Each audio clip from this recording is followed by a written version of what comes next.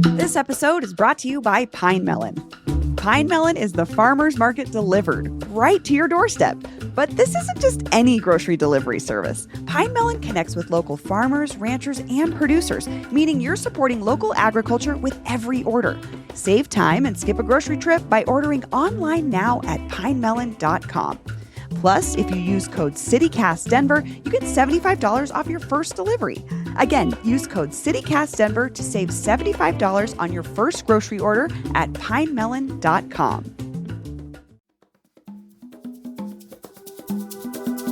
Today on CityCast Denver, there are a ton of great bakeries in Denver right now. And especially since so many talented people turned to baking during the pandemic, the competition is fierce. So with Denver Bake Fest returning next week, I've got the authority on local bakeries with me today. Allison Reedy just published a new cookbook, 30 Breads to Bake Before You Die, and she's here to talk carbs and swap recommendations.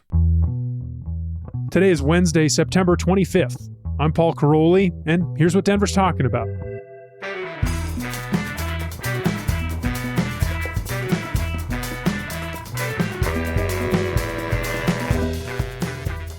Allison Reedy, welcome to CityCast Denver. Thanks for having me. Oh, my pleasure. This is such a fun thing to talk about because these bakeries, they're having a moment right now here in Denver. Totally. What's happening? I think the pandemic helped. Yeah? I think so many of these bakers, they had other jobs maybe in the food industry. And when the pandemic happened and they got shut down, they started doing something else. And yeah, now we have all these wonderful baked goods. They're getting good. So thank you, pandemic, for that. It gave us one thing. That is interesting. Yes. A few of my recommendations, we're going to get into some categories here. Yeah, the pandemic They do era. revolve around the pandemic a little bit. Mine too. So I have one more question for you before we get into it. It's about your new cookbook, 30 Breads to Bake Before You Die. It includes recipes for baked goods from famous bakers. I have to ask you about one because it's local. It's local-ish. Call Your Mother. Yeah, the bagels. The bagels, founded in D.C., but they're new. They've got like 3 shops around Denver. They're so good. So when I was writing this book is when they opened. Oh, yeah? When they opened that Tennyson shop. And I was like, oh my God, this maple salt and pepper bagel is so good. So I asked them and they were very nice and shared the recipe. Is that your way of saying that's your favorite bagel in Denver? You know, I actually did a blind taste test of bagels for 5280 maybe a couple months back. And they did not win. I'm not surprised. It was Bakery 4's Rich Spirit bagels. Rich Spirit is so good. It's so good. And so they weren't around when I wrote the book. But Call Your Mother, still excellent bagel. Yeah, great bagels. Great bagels. And even better vibe. The aesthetic in there. In their really shops cool. is so fun. Yeah. I live near the one in Hilltop. Nice. And I go there sometimes on Saturday mornings. Oh my gosh, sandwiches. is it so crowded? It's slammed. Like people are wondering where you went for 3 hours because you're gone. I think the owner of Zadie's, I recently saw a quote, he's wondering where we all went. Oh. I'll put a link to that story in the show notes. That's in Business Den. Anyway, let's get into some recommendations here because this is the fun part. You know, there's so many bakeries. They all have specialties. Some are better than others. So let's start with the category best item. Best item. Any individual item. Okay, my very favorite item is the Basque cheesecake from Get Right's. Tell me about the Basque cheesecake. Oh my gosh, it's just like a creamier cheesecake. There's no crust, which I think the crust is the worst part anyway. But there's no crust. It's caramelized on top. It's super creamy. It's delicious. It's my favorite thing. Get Right's is pretty good too. We might be talking about them a little later on. What's your pick? My pick is the split strawberry croissant from Bon and Butter. We will also talk about that Bon and again. Butter is so good. It's one of my favorites. I'm there all the time. But the split strawberry croissant, I read about this in an article with your name on it in 5280 magazine. This bakery, founded by Trois Nguyen, from the Nguyen family that used to run New Saigon. And this little thing they do that she does, it's like a mini croissant sliced open, stuffed full of cream and sliced strawberries, and they're small. That's my favorite part about them. So like no matter what I'm going there for, I will always get a split strawberry croissant. That's a very good choice. Thank you. And it's from, I think I talked to her about that shortly after it opened. And she's from, or she visited Southern California quite a bit growing up, which is where I'm from. And she was inspired by a bakery out there that did those. And I was so happy that she made those here. Yeah, I did my research. I found this article. You wrote this. You said the bakery is called Cream Pan Bakery in Tustin. I looked at their Yelp page. I think that Trois improved theirs. I haven't tasted She it. probably did. but She's amazing. Based on the pictures, I think they put in less cream than she's putting in and less strawberries. I She think has a good plussed it up. ratio. She's crushing it. Carb to cream ratio is important. Yeah, as an expert, is that Yes, important? of course. All right, let's move on to our next category, best loaf of bread. So if you're just getting a loaf of bread, where are you going? Okay, this is the one. I have a tie. I Okay. have two, and That's and fair. it's good because it depends where you live in town, maybe. That's helpful. So if you're in Denver, Mhm. I'm gonna go Rebel bread, Nice. and the sourdough loaf. Just you can't go wrong with the classic, just pure sourdough loaf. So Rebel Bread, that's a pretty new place. Tell me about Rebel Bread. Rebel is on South Broadway Mhm. from Zach Martinucci, who does so many good breads. And one of them actually is in the cookbook, the Marble Rye, which is a sourdough rye. And it was delicious. I didn't really think I could recreate it at home, but his recipe was perfect and it worked out. And yeah. What was difficult about recreating that one? Well, I'm a professional eater. I Mhm. am not a professional baker. And so all of these breads were super intimidating for me. I had never made a sourdough starter before. I had never made a loaf of sourdough or most of these breads. So when I did these recipes for the book, it was my first time. So yeah, I was a little nervous. I didn't really think I'd be able to succeed on the first go at a lot of these, but I did because their recipes, I mean, these guys are the experts. They're so dialed in. And so they were easy to follow that even I could do it without screwing it up. Yeah, they're great. I love Rebel Bread. Yeah. I'm seeing Rebel Bread stuff pop up in coffee shops more and more around town. Oh, I think good, they might be doing good for wholesale them. business. Yeah. Yeah, I think they're getting more buzz lately, and they should. They're really good. They deserve it. The other thing that Zach and the Rebel Bread people are doing that is awesome, that maybe now is the right time to talk about, is they are bringing back what was my favorite food festival of last year, Bake Fest. Yes, I'm so excited. I'm so excited to go. And you're judging this year. Yeah. Tell me about Bake Fest.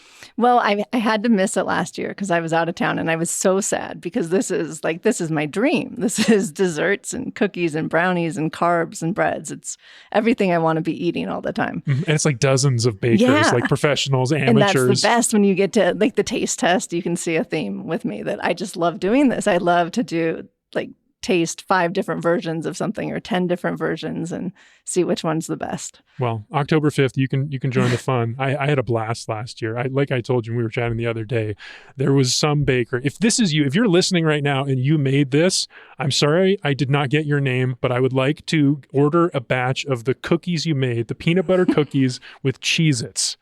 I tried to make them at home and I failed. They were not good. And you did such a good job. I've been dreaming about them all year.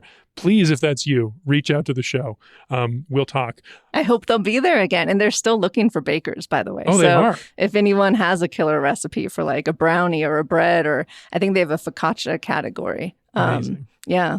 Well, that's Go coming sign up on October 5th. Yeah. And we'll put the link to that in the show notes as well. Yeah. Super fun. All right. My pick for best loaf of bread.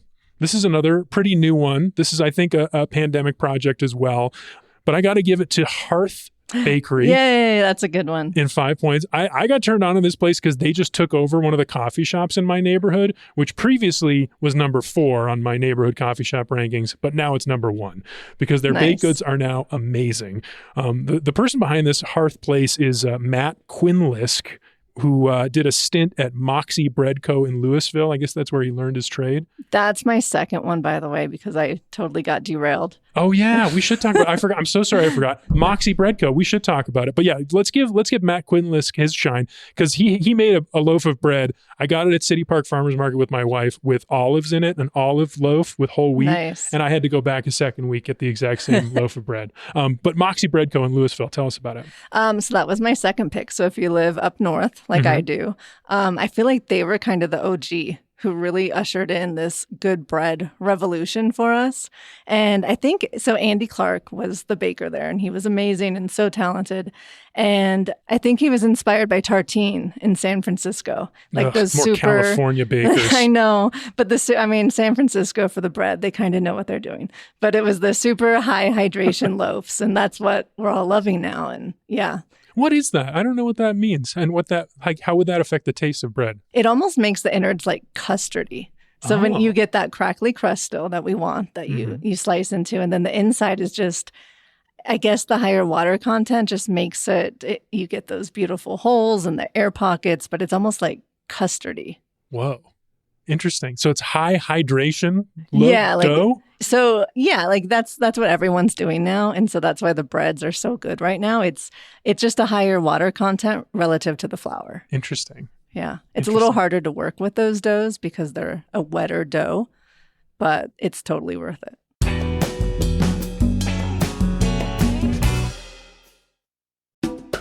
This episode is brought to you by Be Civic.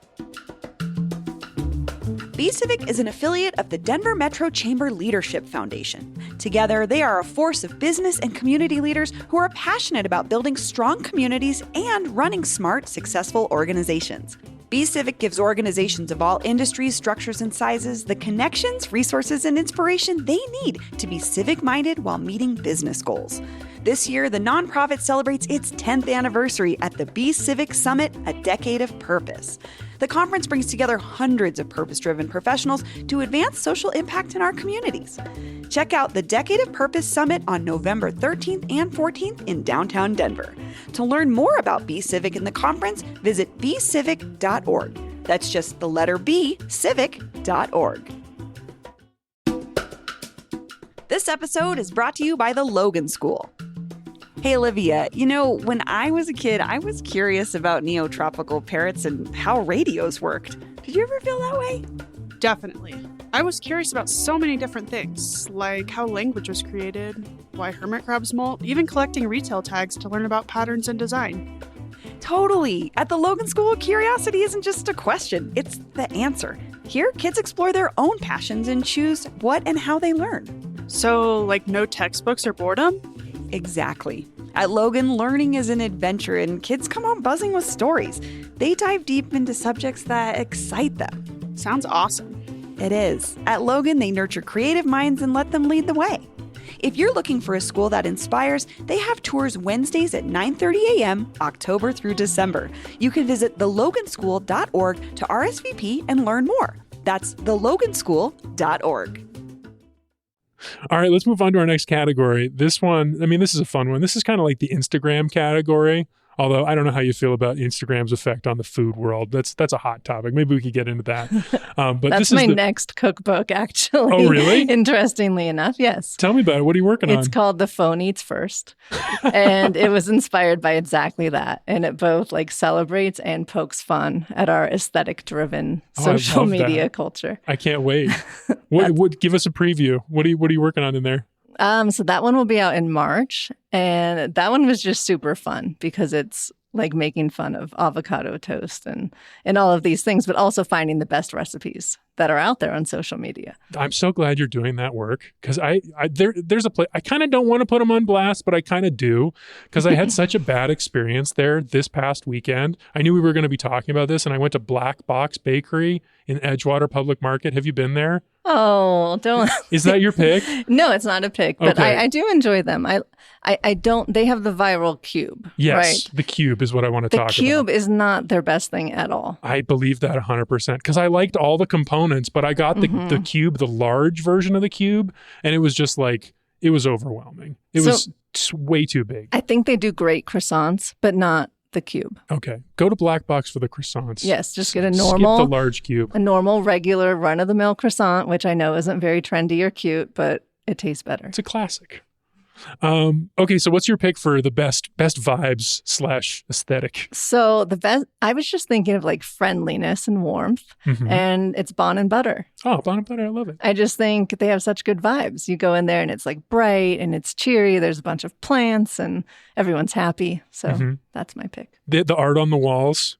They have local artists have stuff up on the walls. The other thing that's really nice in there is that it seems like the baked goods have a unified aesthetic because they do so much with ube, the purple, and matcha, the green, which looks so good together. And in the bakery case, it's just beautiful. Yeah, and the croissants and the crepe cakes and everything. What's your go-to order from Bon and Butter? It's the same as what you said, the split strawberry. Yeah, it's good. Have you ever had the crepe cake? Yes. And I also like that, but it's not my favorite thing. Yeah, it's pretty though. Yeah. It's perfect for I this like the category. idea of it. Same.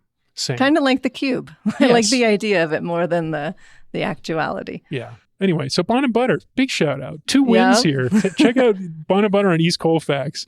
So my pick in this category, this one's kind of a sad story, but it's still a great place. This is another place in my neighborhood in Virginia Village, Detour. It's a French bakery. It was founded in 2012 by this French couple, and they just like knew their stuff. Very You go in there, you hear them speaking French, you hear them teaching like local people like French and how to do like traditional French baking. They had baguettes. They had all these like very delicate croissants, pain au chocolat, all the beautiful like Parmesan and leek, little like cross-hatched top pastry. The sad part is that they sold Detour to someone new, and the quality of the baked goods has gone down a little bit, but it still is a very like traditional French bakery, and they have a little like a shop with dry goods, like all of these French products, so you can get like nice. tinned fish, you can get little pickles and mustards, and the vibe is all very French. So if you want to have a morning where you're just going and like, you know, ripping apart a baguette with somebody, or maybe you're ending a bike ride there and getting a gooey cinnamon roll, those are still fantastic, and I think the vibes are immaculate.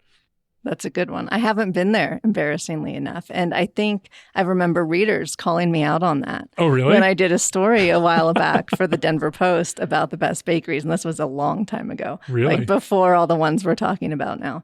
But yeah, I guess maybe I needed to like go back in time and go. Well, it's the pandemic again. Like, I think the pandemic was the beginning of some bakery stories. I think it was the end of at least the first era of Detour. When they were good, oh my God, they were good. They were so good. But it's gone. So I'm not going to talk about that anymore. But just good memories. All right, Allison, you ready for the most important category? Yep. Best overall, the creme de la crust. Okay. Am I going first? I think you should go second, actually. Okay, I'll go you first. go first. I promised I was going to talk about this place already. Get Rights. Yeah. In Wheat Ridge. Such a good one. Amazing. Yeah. And the story is fun too. This couple, Matt Doolin and Lindsay Judd, they opened as a plant shop first in 2020. And I guess the plants weren't selling. So they started baking bread. And he had some experience in the restaurant industry, like for 19 years. He worked at Uncle. He worked at Uncle. Yeah, he was so good. I mean, he's still so good. Yeah. I mean, the pedigree. This place, they have the spot they have in Wheat Ridge now. It's like tiny and it's full of plants and everything is good. I have never had anything bad. They have great bagels. That Italian donut thing. Oh, I haven't had that. So it's just like a stuffed Italian donut, like stuffed with cream. It's really good. Sometimes that's all you need to say. I also want to talk about their pizza, because I think they have sneakily great pizza that's underrated in the pizza conversation because they're known for the baked goods so much. But I had a breakfast pizza for them that was like, it was like leeks. It was I forget what else was on there except for the hollandaise sauce on top. And it was so rich and just like fresh vegetables, and it was so good. And I was very excited to read in Axios Denver that they're expanding their patio space. So it's no longer going to be this like little more room. Tiny like hole in the basement. They're going to have seats for 40 people. And next year, apparently, they're going to start doing pizza takeout, which is so exciting. I haven't had their pizza, and a breakfast pizza. That's a good highly idea. I like recommend that idea. Highly recommend it. And the donut, it's called Maratosi. And I don't know, they posted on Instagram. It used to be my favorite, still is. There you go. All right, Allison, what's your best overall bakery? My best overall is Bakery 4, which is very, very popular. I've never been. Where is it? Oh, it's on Tennyson Street. Okay, and nice. The thing is the line just wraps around the freaking building, and it's kind of annoying. So I can't give it best vibes because, you just have to stand there for a while. But sometimes that's part of the fun. Yeah, I mean, there's a reason people are standing there. Every single thing is amazing. Everything. Like Sean Bergen is the baker. He's also the Rich Spirit bagels guy. Oh, everything. Yeah, he's like the King Midas of bread baking and croissant baking. Do you have a favorite item? I know, because every single thing is so good. So you get the morning bun, or you get one of the croissants, or you get the baguette, which we have his recipe in the book too for the baguette. All the bread, everything. It's just so good. Well, that sounds I would buy amazing. everything. I would buy one of everything if you go. That's such a danger with these places. Every time I'll go to a place, I'll get something and I'll love it. And then I'll go back the next time and I'll be like, well, I have to have that thing I had the And first it's not time, there. but I have to also have something new. And then I end up getting two or maybe, anyway, too much. You need to go to Bakery 4, though. I mean, do. don't go on a weekend because, oh my gosh, I do. it'll be a while. But yeah, go on like a Wednesday morning. All right, tell us a little bit more about the book before we say goodbye. So it's 30 Breads to Bake Before You Die. And it's just kind of a best of collection of all these really accomplished bakers like Joanne Chang, Dominique Ansel, Duff Goldman, like all their favorite bread recipes are in this book. Great. Well, thanks so much for joining me, Allison. Thank you. We want to hear from you, too. Did we miss the best bakery in town? Or a sneaky great item from somewhere you'd never expect? Text or leave us a voicemail with your name and neighborhood at the Creme de la Crust hotline at 720-500-5418. Again, the Creme de la Crust hotline is open at 720-500-5418.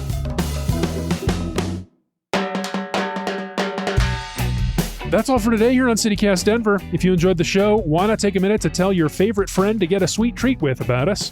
Rate the show wherever you get your podcasts and subscribe to our morning newsletter, Hey Denver, and learn more about us at denver.citycast.fm. We'll be back tomorrow morning with more news from around the city.